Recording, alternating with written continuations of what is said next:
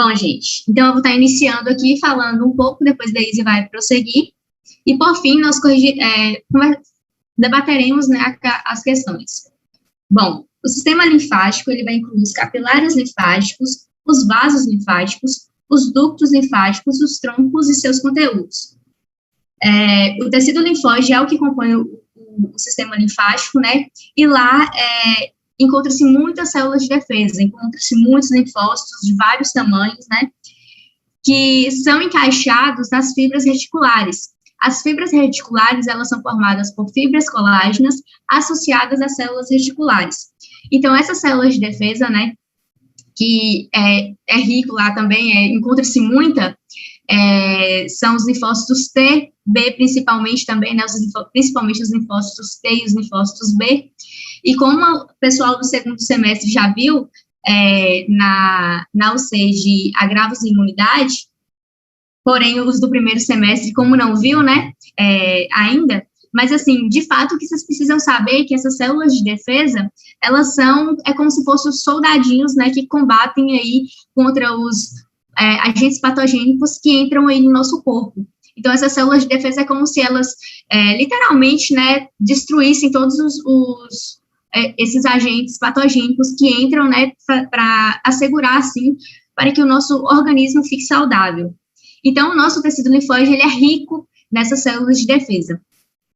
O sistema linfático, ele faz a comunicação entre os tecidos e o sistema circulatório, isso por conta que, aqui, ó, vocês podem observar, aqui nós temos capilares sanguíneos, né, os capilares linfáticos, aqui é um tecido, por exemplo. Aqui nesse tecido temos, por exemplo, os agentes patogênicos, temos proteínas, e onde essas macromoléculas, né, que não passam nos capilares sanguíneos, elas vão cair nessa rede de capilares linfáticos. Mas, posteriormente, eu vou explicar melhor sobre isso. Então, assim, de início é isso, sabe? Ele vai pegar esses micro-organismos, essas macromoléculas que não passam nos capilares sanguíneos, vai cair aqui nos capilares linfáticos, vai passar vai passar pelos vasos linfáticos, sair dos capilares linfáticos, passar nos vasos linfáticos, vão passar aí no linfonodo. Lá no linfonodo é muito, muito rico, lá tem muitas células de defesa, né, linfócitos T e B principalmente, e aí lá nesse linfonodo vai acontecer como se fosse uma filtragem, como se as células de defesa fossem filtrar o que está passando ali. Por exemplo, se tem ali um micro-organismo, um vírus, uma bactéria, lá mesmo, ou então uma célula de defesa, né, que está carregando algum desses, lá mesmo vai ficar, vai morrer, vai filtrar e vai passar ali o líquido, né, que é chamado de linfa, que posteriormente vai sair no ducto linfático, e desse ducto linfático vai desembocar de novo no sistema circulatório. Então, vai sair lá do tecido para o sistema circulatório, né, que vai desembocar na veia. Então, como eu já acabei de falar, as substâncias são filtradas por linfonodos antes de entrar na corrente sanguínea. E isso, essa filtragem é feita pelas células de defesa, né? É um sistema de defesa do nosso corpo, lá no linfonodo que acontece isso. E, só um minutinho, esse tecido linfóide, né, literalmente o tecido linfóide, ele é mais presente no tubo digestivo, nas vias respiratórias e no trato urogenital. Isso porque são esses lugares que estão mais propensos à entrada de micro-organismos. É pela nossa boca, pelo nosso nariz, né, que está literalmente aberto, né, ao ambiente, que tem mais chance, né, mais facilidade de entrar micro-organismos. Então, nesses locais, no tubo digestivo, nas vias respiratórias, no trato urogenital, é que tem mais quantidade do tecido linfóide.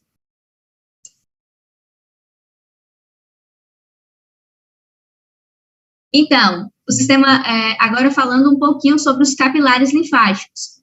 Os capilares linfáticos, gente, eles são basicamente parecidíssimos com os capilares sanguíneos, né? Os capilares sanguíneos, vocês lembram que eu falei para vocês na última monitoria, ou que até mesmo o Rodrigo falou, que os capilares linfáticos, eles só possuem uma célula, uma camada de células, né, endoteliais, e a membrana basal, que recobre essas células. A única diferença é que nos capilares linfáticos, essa membrana basal, ela vai ser incompleta. Então, vai carecer dessa membrana basal.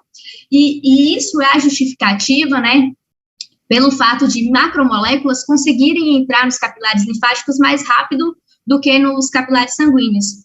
Por exemplo, aqui, ó.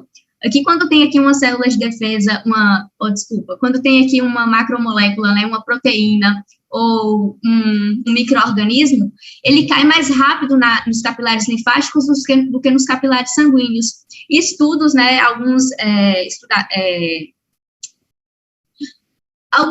pessoas, né, falam que a justificativa para isso, alguns livros falam, na verdade, que a justificativa para isso é porque os capilares linfáticos, eles carecem de membrana basal, entendeu? Aí, como falta essa membrana basal, eles conseguem pegar mais rápido a macromolécula que está ali no espaço intersticial. Então, gente, quando, por exemplo, está acontecendo lá a circulação do sangue, né, nas artérias até as veias, as proteínas, elas conseguem passar, né, para os capilares por esse espaço intersticial. Lá nos capilares, quando vai cair nos capilares, eles caem nesse espaço intersticial. E aí, nesse espaço intersticial, vai formar ali o linfa, né, que é o líquido, né, do sistema linfático, vai formar o linfa e ela vai ser absorvida pelos capilares linfáticos. Esse linfa, depois de ser absorvido pelos capilares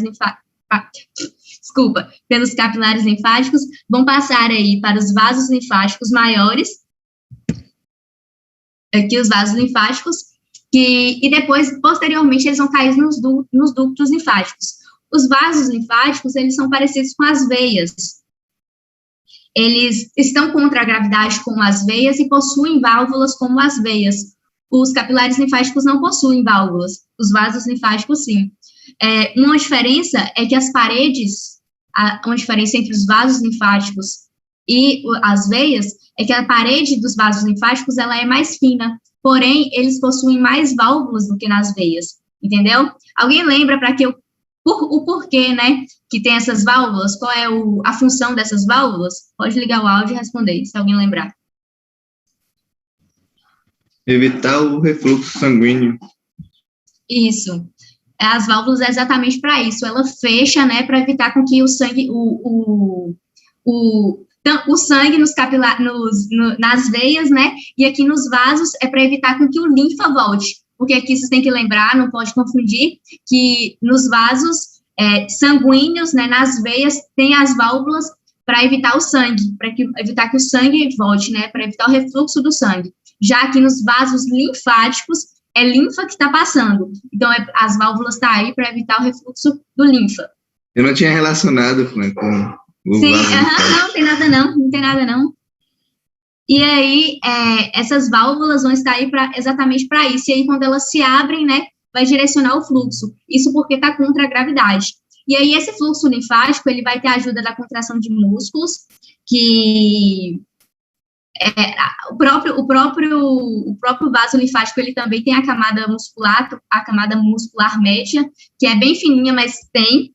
Então, com a contração dos músculos e pela pressão coloidosmótica. Essa pressão, ela é uma pressão exercida por proteínas, porque vocês vão observar depois que o linfa, ele é cheio de proteínas.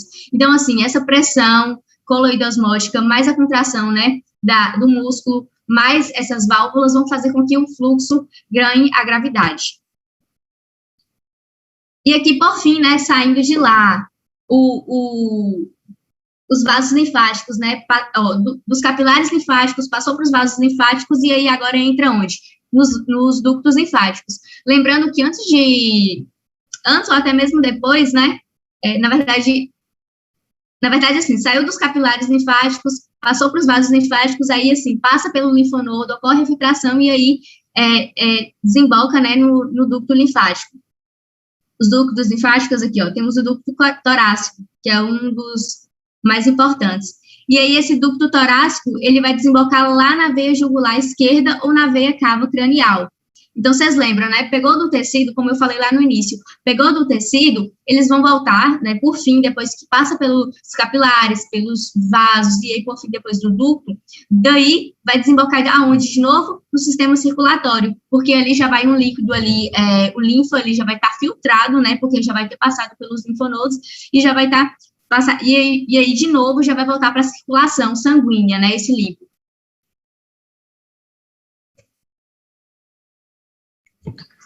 Boa tarde, gente. Eu vou dar continuidade, né, falando agora sobre a linfa, que é o líquido, né, que esses vasos linfáticos e os capilares linfáticos vão carrear até o coração.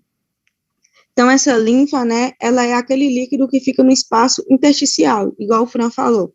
É o líquido que fica ali entre as células. E outra coisa importante também é que o sistema linfático, né, ele é como se ajudasse as veias a carregar o fluxo, né, até o coração. É como se às vezes não suportasse todo aquele líquido e aí parte desse líquido migrasse para o espaço intersticial e os vasos linfáticos captassem esses líquidos, captassem esse líquido, né? E esse líquido é composto pelo quê? Por proteínas, como o Fran já falou, que inclusive ela vai ajudar no fluxo da linfa, porque ela vai gerar uma diferença de pressão. Então, isso que faz a linfa ir em direção ao coração, né, contra a gravidade. A linfa ela também é composta por glóbulos brancos, que são células de defesa, são compostas por restos celulares, que é células mortas, células que sofreram apoptose por algum motivo, e substâncias estranhas, que são os micro-organismos em geral, tanto vírus como bactérias. Na questão dos glóbulos brancos aí, né, quem fez, como é o nome da matéria? Imunologia semestre passado, vai lembrar que, por exemplo, os macrófagos, as células os macrófagos, as células dendríticas, elas são células apresentadoras de antígenos, né, que elas vão estar presentes nessa linfa, no qual elas vão captar o antígeno e, como essa linfa, né, ela vai passar pelos linfonodos para ser filtrados, aí essas células vão apresentar esses micro-organismos, as células T, que consequentemente vai apresentar para a célula B, e vai formar a resposta adaptativa, né, que é uma resposta mais específica, que vai haver a formação de anticorpos. Pode passar.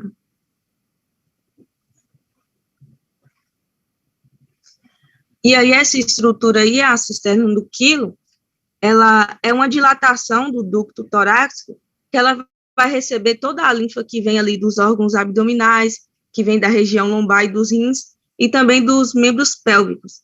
Eu esqueci de falar, gente, que a linfa, a cor dela, né, ela é transparente, praticamente, né? Só que, em especial, essa parte aí dos órgãos abdominais, a linfa ela vai ter uma cor mais leitosa, porque é proveniente dos órgãos que fazem a digestão, né? Enfim, essa cisterna do quilo é a que vai receber toda essa linfa, né, que veio desses espaços que eu acabei de falar, vai enviar para o ducto torácico, e o ducto torácico vai mandar para a veia jugular esquerda ou para a veia que vai desembocar no coração, mais precisamente no átrio direito. Pode passar. E por fim, né, falando dos linfonodos, que eles são os órgãos de defesa, né, propriamente dito, do sistema linfático. E aí ele é dividido em córtex, que é essa parte mais externa do linfonodo, e medula, que é a parte mais interna. E aí, nesse órgão, né, ele vai ser rico em células de defesa, mais precisamente as células T e as células B, que vão fazer a resposta adaptativa, né, que é a resposta mais específica que eu falei. E aí, cada linfonodo, ele é responsável pela drenagem de uma determinada região. E essa região que ele drena, né, vai receber o nome de zona de tributação. Por exemplo, quando a gente, né, ou até o animal, tem um inchaço dos linfonodos que fica na região do pescoço. Isso quer dizer que a gente está com alguma infecção, a gente teve alguma infestação de algum vírus, de alguma bactéria na região da cabeça, do pescoço.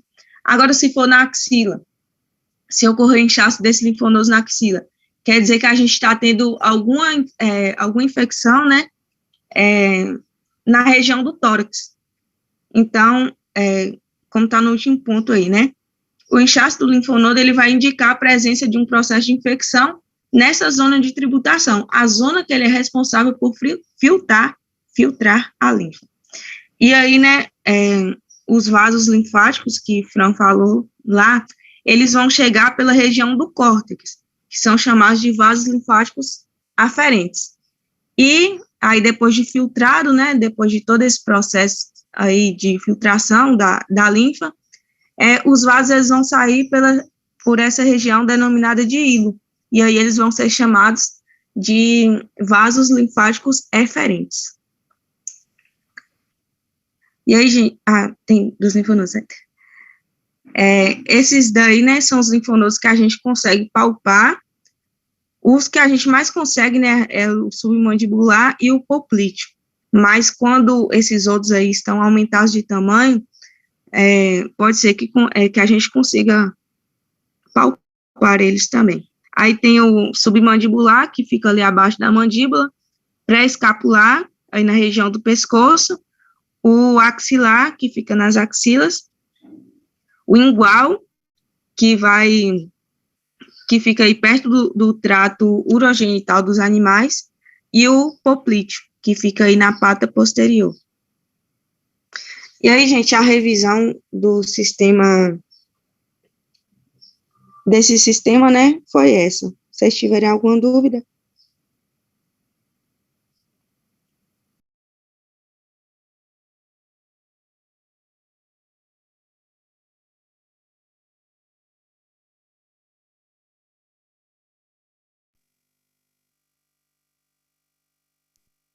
Então, alguém tem alguma dúvida? Então, a gente pode estar passando agora para as questões do sistema cardiovascular para a gente responder, para a gente debater, pode ser? Vou estar mandando a lista de presença no chat também, aí vocês assinam lá.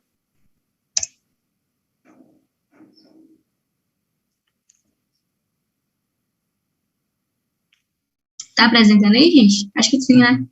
Tá. Alguém respondeu as questões? Alguém respondeu? Nem o filho de Deus, né? Adria, Matheus, João Pedro, Gisele. É só responder sim ou não, galera. Eu não. Porra, Adria, bem, eu acho que vale ponto. Rodrigo falou que vai dar 5 pontos extra. As Angélica. Resenha. Resenha, gente. E aí, gente, responde aí alguém, se alguém respondeu ou não.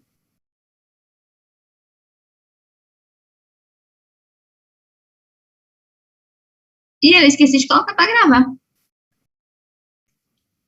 Acho que a Adria tá gravando, não?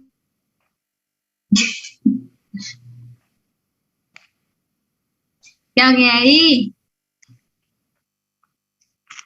sei se é a Adria, que já falou que não respondeu.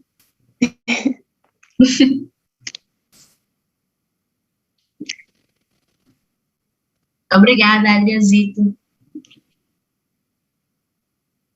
Aí, cadê o povo? Não fala nada.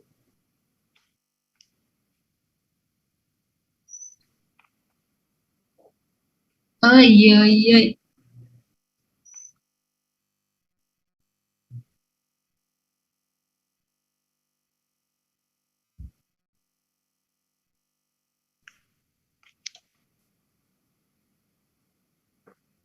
Esqueci. Não tem nada, não. É tipo assim, a gente discute aqui agora. É o quê? Ó, pronto. Então, bora lá, a gente vai discutindo, entendeu? Podem ficar à vontade para falar, para chutar, entendeu? Tipo assim, literalmente aqui a gente tá aqui para debater, entendeu? E aí, no fim, a gente fala a resposta. E não importa se estiver certo ou errado, entendeu? A gente só quer debater mesmo, puxar. Pode começar então, Dê? Pode passar para a primeira? Pode passar. E aí, alguém sabe o que é hemostasia?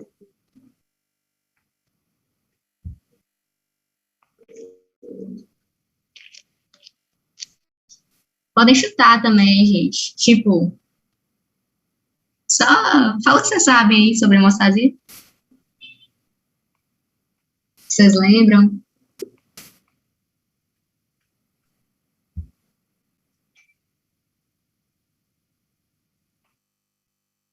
Poxa, gente.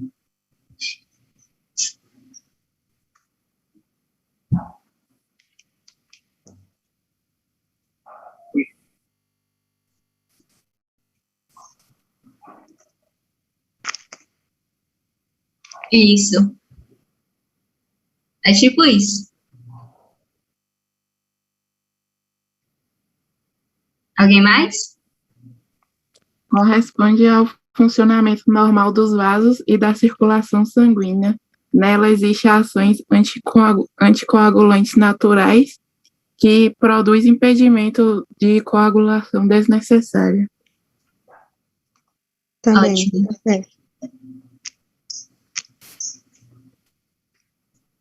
Pode passar, Dê? Pode. Então, gente, vai ser exatamente isso aí que vocês falaram, né? Vai ser o equilíbrio que o nosso corpo vai ter, o nosso corpo do animal, né? Vai ter a capacidade de prevenir hemorragias e também ele vai fazer, prevenir hemorragias através da coagulação, né? E ele também vai fazer a dissolução desses coágulos para que não haja alguma enfermidade futura, tipo embolia pulmonar, trombose, essas coisas.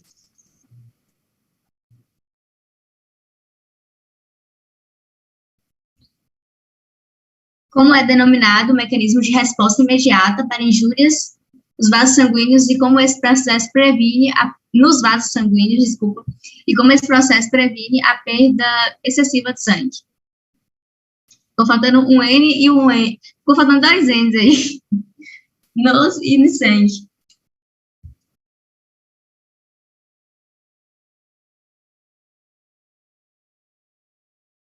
E aí, alguém sabe?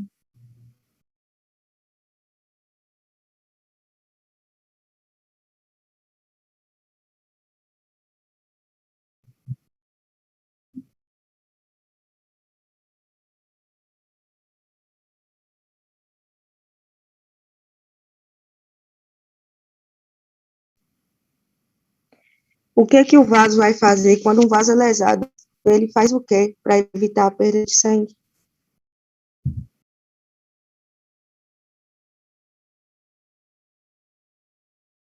Primeiro, o que que tem que fazer? Tipo assim, o que vai acontecer aí para não perder muito sangue?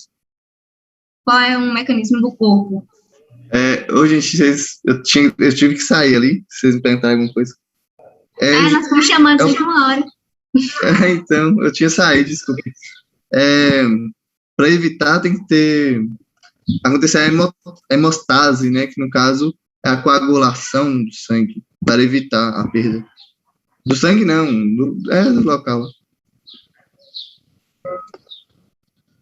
Seria mais ou menos isso? Mais ou menos isso. A gente está querendo saber especificamente do vaso, o que ele faz para evitar a perda de sangue, entendeu? Ele meio que fecha, tipo... Eu não sei como falar. Isso daí. Pronto. Ele meio que aperta, assim, é vasoconstrição mesmo. Isso. Que a vasoconstrição é a diminuição do diâmetro do vaso, e aí vai correr menos sangue ali, né? Vai evitar a perda de sangue.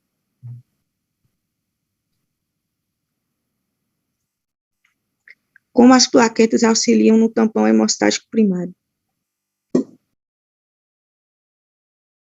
É aquela questão lá do tampão, da adesão plaquetária e da agregação plaquetária? Sim. É exatamente isso. As plaquetas elas vão começar, né, a se aderir no local da injúria, e aí que vai acontecer uma agregação plaquetária, que vai ser uma fixação de uma plaqueta na outra, e depois vão agregar, né, no vaso. Vão se agregar processo no qual a maior quantidade de plaquetas se aloca na região da injúria. Então, aí, quando ela vai começar a fixação das plaquetas no vaso sanguíneo. E esse mecanismo vai auxiliar na reparação da lesão vascular e impedir a ocorrência de hemorragia, que aí vai formar o tampão.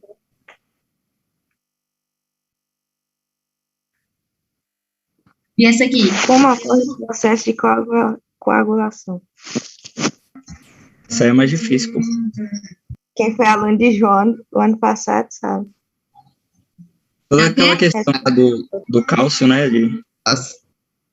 No caso, a secundária já envolve a fibrina, né? Isso. Sim. Fibrinogênio.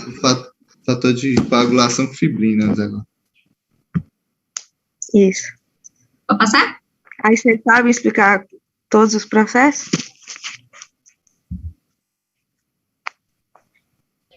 Aí, se explicar assim, eu não sei explicar, não. Eu acho que ninguém sabe.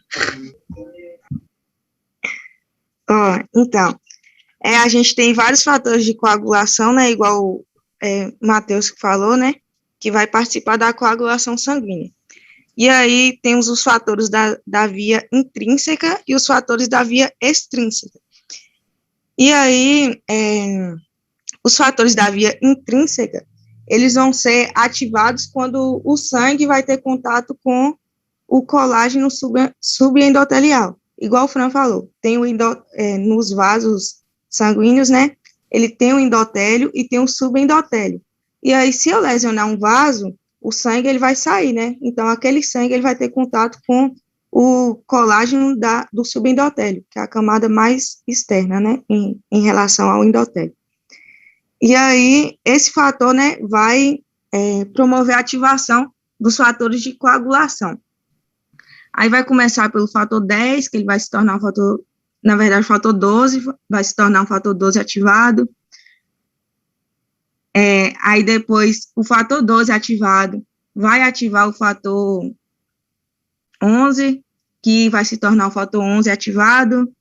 Depois, o fator 11 vai ativar o fator 8, que se torna o fator 8 ativado. Tá faltando até um I aí no último.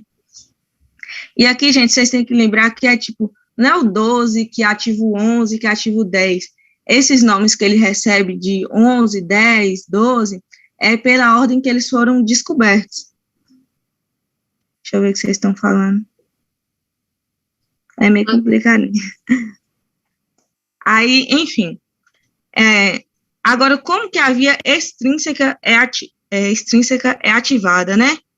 É quando o sangue ele vai ter contato com a tromboplastina, que é uma substância que vai ter ali no endotélio. No endotélio dos vasos, né? E aí, quando essa substância está ativada, ela vai ativar o fator 7, que vai se tornar um fator 7 ativado. E aí vai para a via comum. A via comum, ela tem o fator 10, que vai se tornar ativado, aí vai ativar a protombina, que a protombina se torna ativada e se transforma em trombina, que ativa o fibrinogênio, que quando ele está ativado, ele se torna fibrina. É uma cascata de ativação, tipo assim, um fator só é ativado se o anterior for, entendeu? Não sei se deu para vocês entenderem. Isso aí é o que chama de cascata de coagulação? Isso, exatamente. E aí a fibrina, eu não sei se vocês lembram do vídeo que o Rodrigo passou, mas é aquela que vai formar, é a ferida que a gente tem, entendeu? Depois de uma lesão. Que ela vai tampar totalmente aquele vaso para evitar a perda sanguínea. Deu para entender mais ou menos aí? Deu beleza, Dê. De boa.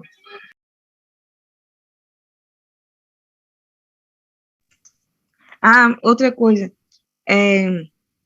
tipo assim, igual eu falei com vocês, o fator 12 vai ativar o fator 11, Só que para alguns fatores ativar o outro, é necessária a presença da vitamina K. Então, por isso que ela é importante, né? Que, tipo, se o animal tiver deficiência de vitamina K e ele sofrer alguma lesão, provavelmente ele vai sofrer hemorragia, porque os fatores de coagulação só vão ser ativados, alguns deles, né, só vão ser ativados se tiver a presença da vitamina K.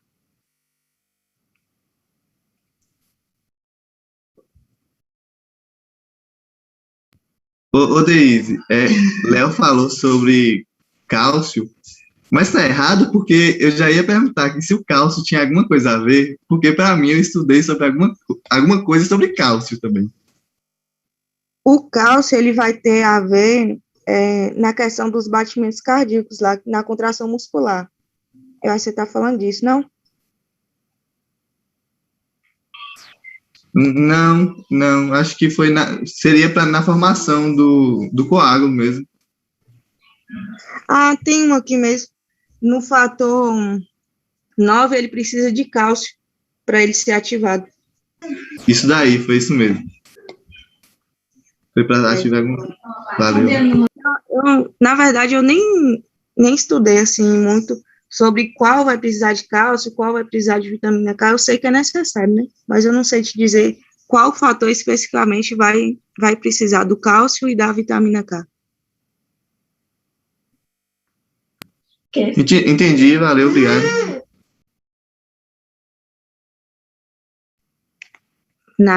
Agora bora para a próxima questão. O que é fibrinólise? Que é a última etapa da coagulação. Ué? O nome já diz, né? A quebra da fibrina. Exatamente. Isso aí. O último processo da hemostasia, na qual irá ocorrer a dissolução da fibrina, promovendo a remoção do coágulo e restabelecendo o fluxo sanguíneo.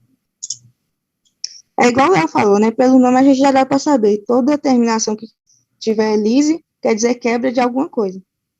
Isso.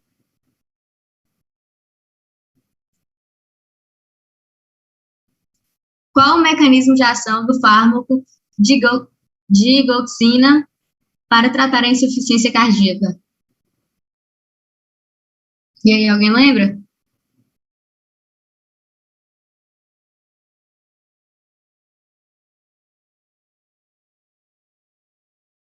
Eu lembro que tem alguma coisa a ver com a contração, mas não vou lembrar agora mais.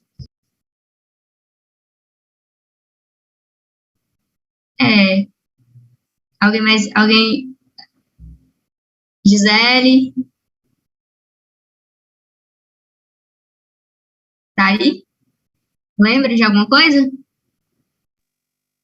Através da inibição da adenosina trisulfatose, alterando a bomba de sódio e potássio, causa um aumento na disponibilidade de cálcio no momento do acoplamento de excitação, causa contração, aumentando a contrabilidade do miocárdio. É isso mesmo. Exatamente também o que o Léo tinha falado, tem a ver com contração. O mecanismo de ação, como foi Gisele que respondeu? Sim. Então, como Gisele falou, é a inibição, né, da bomba de sódio e potássio. Isso. Ao inibir a bomba de sódio e potássio, o mecanismo de ação irá interferir nas trocas, né, de sódio e potássio para o meio intracelular e extracelular.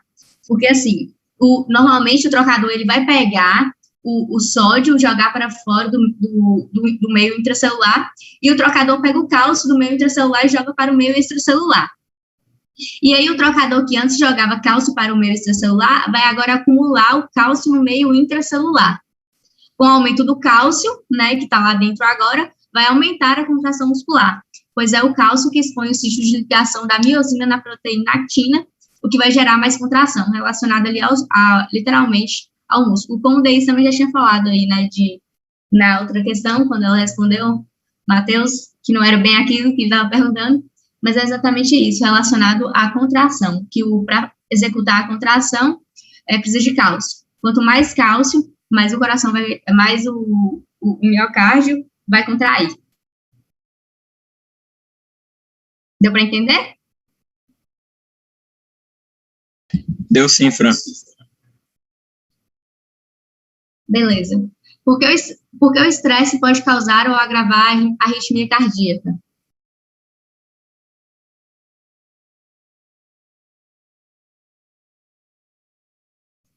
Alguém tem alguma sugestão?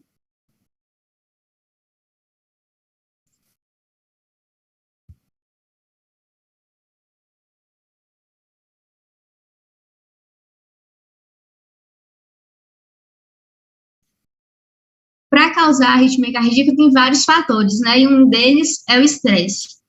O estresse, quando a pessoa está estressada, né, com medo de algo, porque assim, o estresse, a ansiedade, quando a pessoa fica com muito medo, vai aumentar ali o nível de adrenalina, né, que é um hormônio.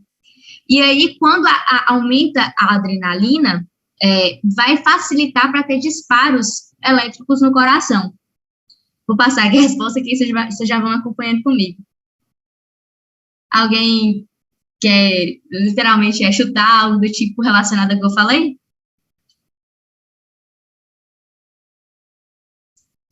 Então, a pressão elevada, ela pode facilitar a doença cardíaca em vários níveis, até o molecular.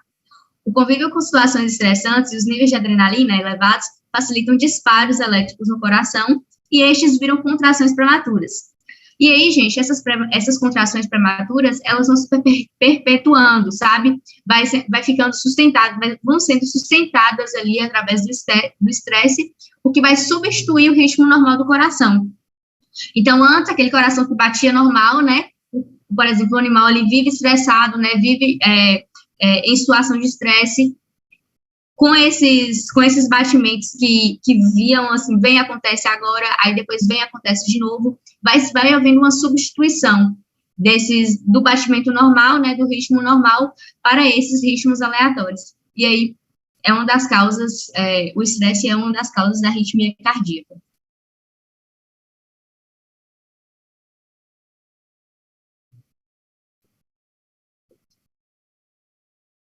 Deu para entender?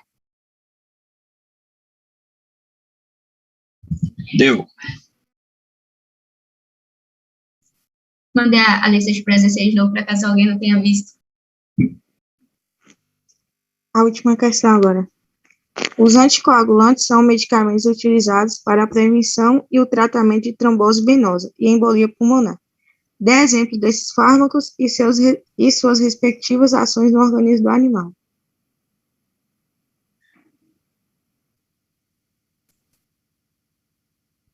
Alguém lembra? De anticoagulante eu já vi vitamina K e heparina. Vitamina K, ela ajuda na coagulação.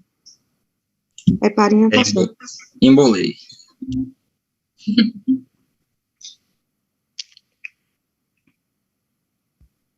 Tem heparina e tem mais dois, que o Rodrigo citou.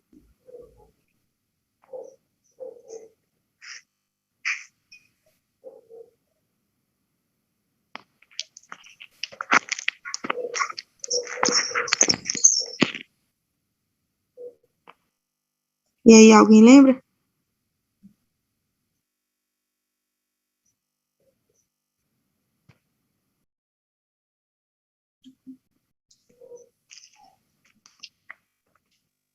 Pode passar? Passei. Tem a aspirina, que ela vai inibir a agregação plaquetária, e a gente sabe que se as plaquetas não se aderirem ali ao endotélio do vaso, né, o sangue ele vai para fora dos vasos. E pode ocorrer alguma hemorragia. Tem a heparina, que foi o Léo que falou, que ela vai ativar antitrombina 3, que vai inibir a trombina, que foi o que eu falei lá na questão 4 com vocês, que a trombina, ela vai ativar o fibrinogênio e depois ativar a fibrina.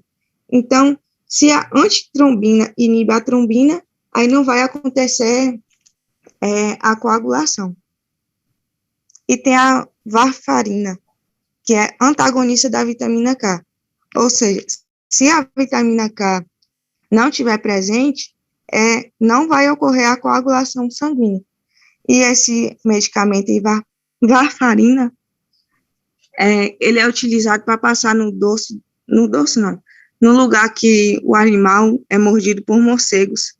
E aí, quando o morcego volta lá, né, para morder de novo, para sugar o sangue, aí ele vai ingerir esse medicamento e vai causar uma hemorragia interna. Por isso que muitas pessoas usam para fazer o controle desses morcegos nas propriedades. Entenderam aí? Sim, E aí, vocês têm mais alguma dúvida do assunto?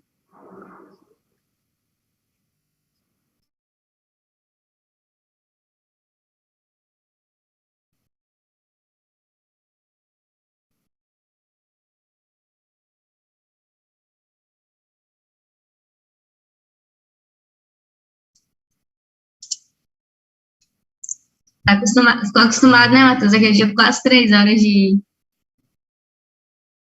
monitoria, hoje foi rapidão. Dá tempo de tomar banho pra academia ainda. Dá, pô.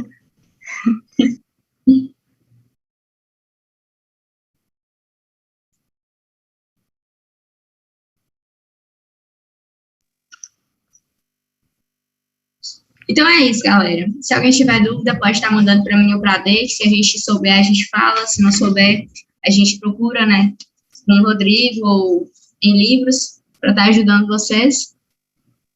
E aí, qualquer coisa, a gente está à disposição, beleza?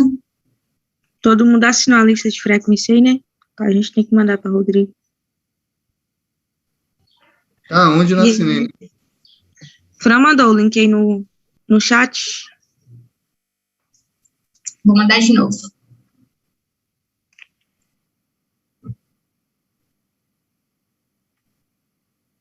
Pronto, aí vocês assinam aí. A gente vai mandar esse material no grupo também.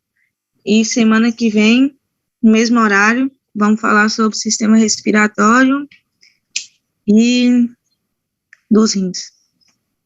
Pronto. É isso, galera. Valeu, então. Muito obrigada pela presença. E até amanhã na aula de Rodrigo. Bye, bye.